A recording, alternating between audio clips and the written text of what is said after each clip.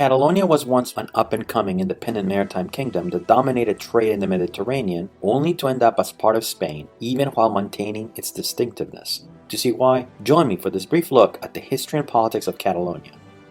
What we now call Catalonia has been inhabited since at least 200,000 years ago, with the earliest remains being found near present-day Banyoles, while the most famous prehistoric evidence comes from Roca dels Moros, cave paintings near Cogul, which date from some 8,000 years ago. In more recent times, we know different Iberian tribes began settling in the area, starting around the 6th century BCE. Some of its most important settlements were Tivissa, where some Iberian silver art was found in 1927, and Ulastret, whose ruins you can still visit today. Concurrently, around 575 BCE, the Greeks founded the colony of Emporion, their most important coastal commercial center, and later Rhodes, modern-day Rosas. This, in turn, ended in 218 BCE when the Roman general Cornelius Scipio showed up in the area with the objective of cutting Hannibal's supply lines during the Second Punic War, a conflict between Rome and Carthage, an ancient Mediterranean power in what is now Tunisia. Cornelius Scipio would defeat the Carthaginian troops at the Battle of Sissa, where he would establish his base of operations, a settlement that would later become Tarraco, modern-day Tarragona, and eventually would also be elevated to the rank of provincial capital in 27 BCE, the center of authority for Tarraconenses, a Roman colony much larger than the modern Catalonian borders. By 195 BCE, the Romans had complete control of the future Catalonian territory after having put down the tribes that dared defy them. From Tarragona, they proceeded to establish other nearby settlements, including modern-day Badalona, Mataró, Gerona, Guissona, Lérida, and of course Barcelona, which was founded in the late 1st century BCE on the previous Iberian outpost of Barquenó. The Romans completely refashioned the region. They built aqueducts and roads, like the Via Augusta, that brought much prosperity, created a Roman culture that absorbed the local leaders into an aristocratic elite, and made the province one that could produce olive oil, wine, and wheat for the empire. Rome's power began severely eroding in the 3rd century CE after the assassination of Emperor Severus Alexander by his own troops. This sparked a crisis that brought economic turmoil and a power vacuum that nearly destroyed the empire, placing future Catalonian territory briefly under the rule of Postumus and his breakaway realm that historians now call the Gallic Empire. Future Catalonia would in theory return to the Roman fold after Postumus's death in 269 CE, but the crisis would continue as the locals now had to deal with constant attacks from barbarian groups, including the Vandals and Suevians. Meanwhile, Christian communities began to settle in the area around the same time as they fled other parts of the empire, although they would continue to be persecuted well into the 4th century, resulting in a number of martyrs like San Fructuoso, Sant Cugat, and Santa Eulalia. The Roman period finally ended when Rome tasked one of the Germanic groups, the Visigoths, with keeping order in what is now modern France and Spain, and they promptly did that, but also took authority for themselves, creating what we now call the Kingdom of the Visigoths. For a time, under the reign of Ataulf, they even established their capital at Barcelona in 415, but this barely lasted as the king was murdered there, and his successor, Wallia, moved the capital to Toulouse in France. The Visigoths would eventually be kicked out of what is now French territory by yet another barbarian tribe, the Franks, and their king, Clovis, keeping only a sliver to the south known as Septimania.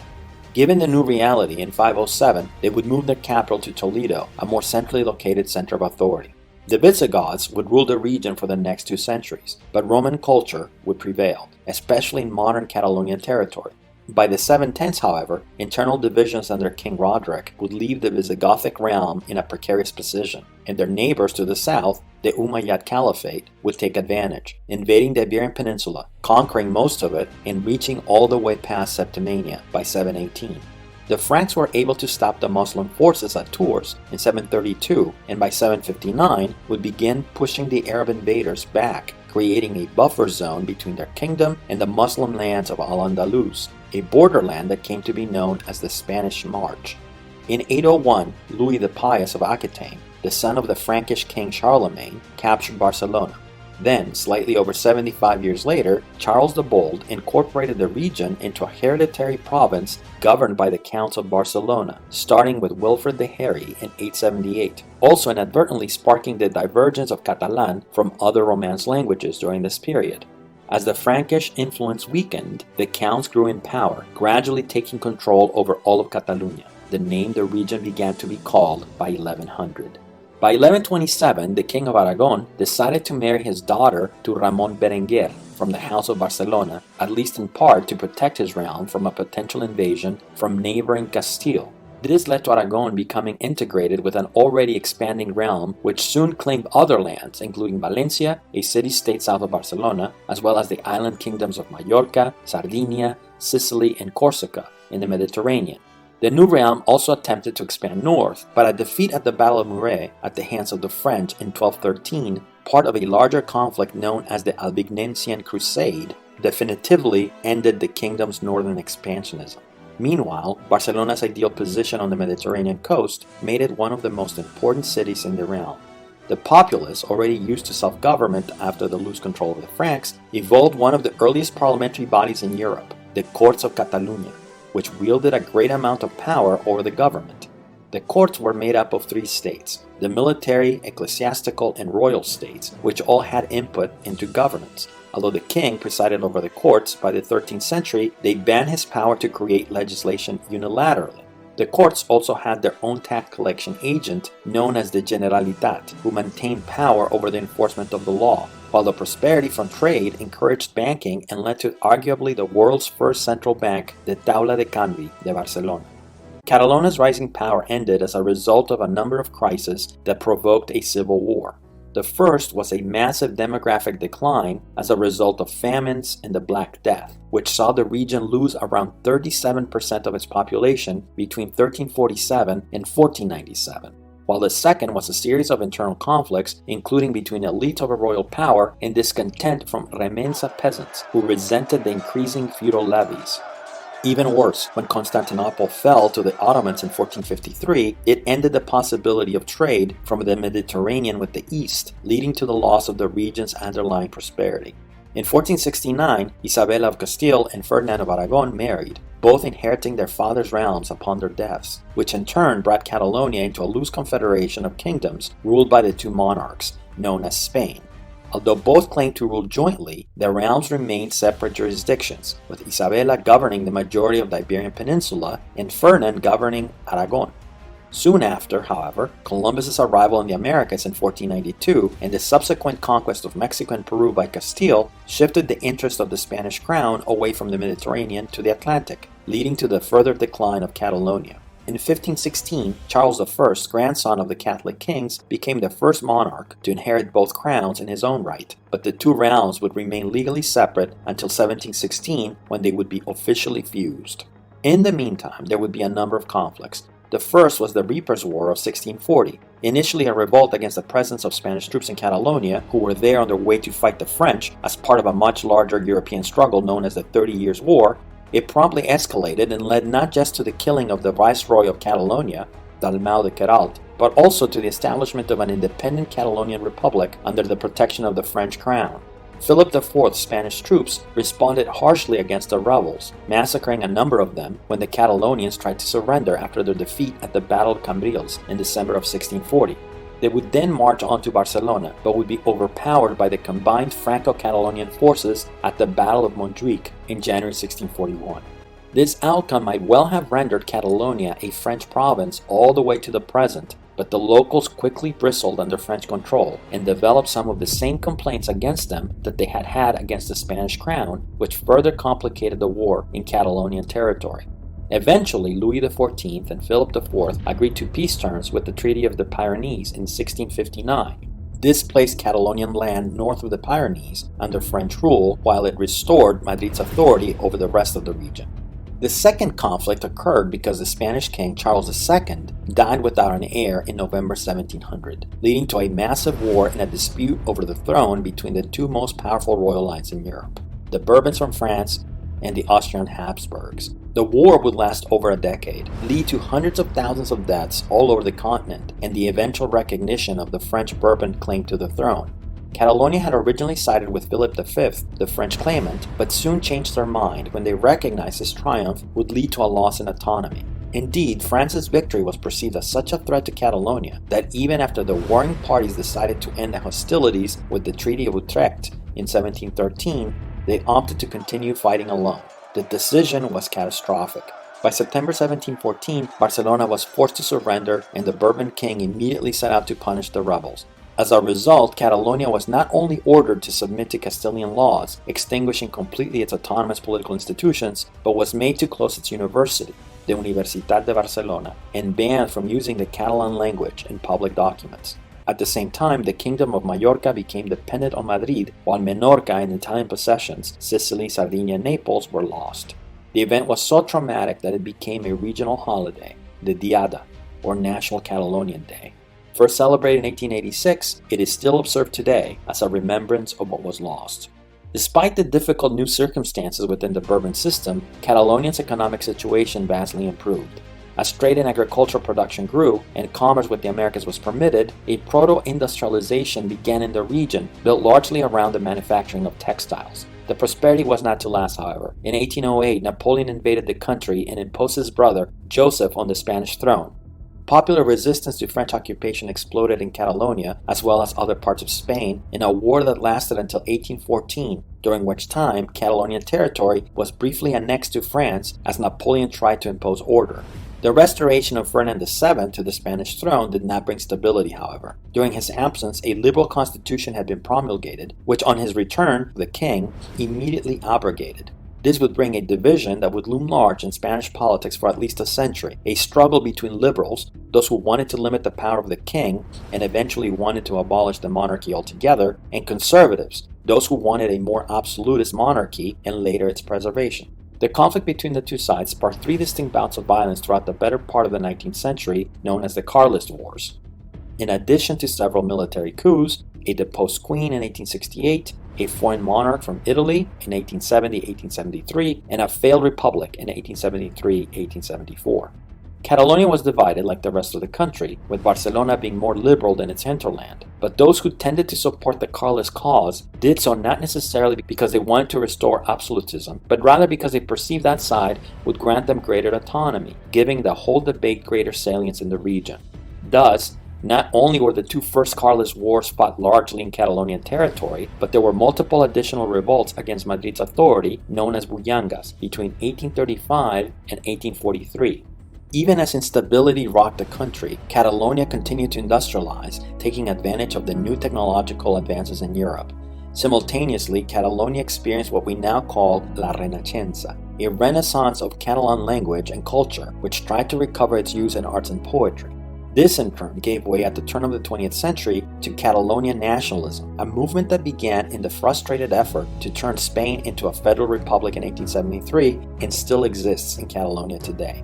Some of its early proponents were Valentí Almiral and Enric Prat de la Riba, who advocated for the distinctiveness of Catalonia in Lo Catalanisme in 1886 and La Nacionalitat Catalana in 1906, respectively.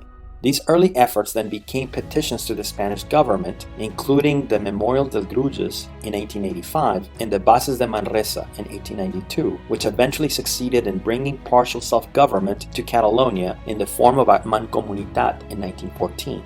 Parallel to this was the transformation of Barcelona, which began demolishing its medieval walls in 1856, and in its place created a new district called the Eixample, under the pioneering plan of Ildefons Cerdà, which gave the city broad avenues and a strict grid pattern that characterized the city today.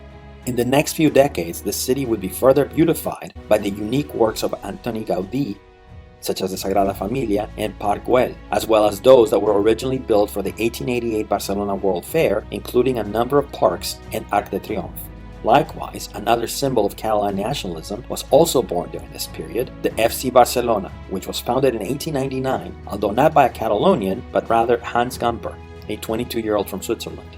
Political turmoil was very much still present though, especially as the appearance of socialism and anarchism took particular root in Barcelona, where it fed on the worker discontent and the intransigence of factory owners. There were multiple general strikes during this time, including Spain's first general strike in 1855, as well as one known as La Canadenca in 1919, which forced the country to decree a law to limit the working day to 8 hours. But there was also violence, especially from the anarchists, who carried out a number of bombings, including one at the Liceo Opera House in 1893, which killed 20 people, and one at the wedding of the Spanish king, Alfonso XIII, in May 1906, which intended to murder him, but only succeeded in killing 24 bystanders. Then came a coup in September 1923, which established the dictatorship of Primo de Rivera, and with it, the loss of much of the autonomy Catalonia had gained in the previous decades, including the loss of its commonwealth and increased repression of Catalonian nationalism in general. Self-rule was briefly reinstated with the founding of the Second Republic in 1931, but this was short-lived because the left-right differences that had divided Spain for over a century exploded once more into a civil war. This time it began as a military coup by right-wing forces known as nationalists, who were led by people like Emilio Mola and Francisco Franco, and would turn into a nearly 3-year conflict full of atrocities. During this time, Catalonia became one of the main theaters of the war, as a Republican government fled from Madrid to Valencia and then Barcelona, bringing plenty of destruction to the area as the region suffered heavy bombardment. Indeed, the decisive battle of the war was waged on the borders of Catalonia around the Ebro River in July 1938, a clash that was catastrophic for the Republican side as the army was basically lost as an effective force. This allowed Franco to invade Catalonia, capturing the last redoubt of Girona on February 2, 1939, and leading to the recognition of his regime by the UK and France 25 days later. Thousands of refugees fled from France, but many did not survive, as either they ended up in Nazi camps or were deported back to Spain. One of those people was Luis Companys, the president of the Catalonian government, who was tortured by the Francoist regime and executed on October 15, 1940. Franco's authoritarian regime outlawed the Catalan language once more and centralized power around himself. The war ravaged the Catalonian economy as well as the rest of Spain, and there would be little improvement for nearly 20 years. It would not be until 1959, when Franco changed some of his economic policies, that Catalonia would once again see economic growth. The engines of this change were agricultural modernization, expansion of industry, and the start of mass tourism, especially along the Catalonian coast. This attracted plenty of workers from other parts of Spain, bringing prosperity to the region and the return of trade unionism, who also brought opposition to Franco. In the end, the Spanish transition to democracy did not require a violent revolution or civil war to bring it about, though. Franco's death in 1975 opened the opportunity for King Juan Carlos and his appointed Prime Minister, Adolfo Suárez, to open up the regime slowly and establish a new constitution in 1978. The new document recognized the existence of multiple national communities within Spain, which paved the way for the autonomy the region enjoys today, including an autonomous police force, tax-raising powers, and the promotion of the Catalan language. Catalonia's resurgence continued with Barcelona's hosting of the Olympic Games in 1992, which under the leadership of Pasqual Maragall, the city's mayor until 1997, reshaped the city with a bold new waterfront, inspired urban spaces, new access roads, and state-of-the-art museums and galleries. Simultaneously, FC Barcelona also began to see increasing success, with Johan Cruyff's dream team winning 4 straight Spanish league titles between 1991 and 1994. One of the players in that team, Pep Guardiola, would later return as coach, reaching even higher levels of success with the likes of Xavi, Andrés Iniesta, and of course Lionel Messi. The region's economic growth would persist in the 2000s and the 2010s, with Catalonia usually growing at a higher rate than the rest of Spain, with the exception of the period after the 2008 financial crisis. Increasing prosperity and restored autonomy did not satisfy the region's political aspirations, however, and in fact might have fueled them, as the percentage of people that wanted outright independence increased during this period, including in 2014, when in a non-binding referendum, 80.16% of those who voted chose separation. This encouraged the Catalonian government and his president, Carles Puigdemont, to declare Catalonians' right of self-determination and eventually schedule another referendum, this time meant to be binding, for September 2017. Spain's Constitutional Court declared the law that permitted this unconstitutional, but Puigdemont and company went ahead anyway. As a result, the Spanish government sent the police to stop it. They seized electoral materials and arrested 14 senior officials from the Catalan government in mid-September. And then things continued to escalate, as massive protests erupted and the Generalitat tried to have the referendum anyway, which again the police tried to stop, injuring numerous people. Eventually, the Catalonian government declared Catalonia independent, and in response, the Spanish Prime Minister, Mariano Rajoy, dissolved the Catalonian government and called for new elections in December 2017. Meanwhile, Puigdemont and others fled Spain, leading to a non-independentist government to gain power in Catalonia. Since then, things seem to have cooled down, although of course there are still plenty of Catalonians who would prefer to leave Spain. Whether they will get that chance anytime soon remains to be seen.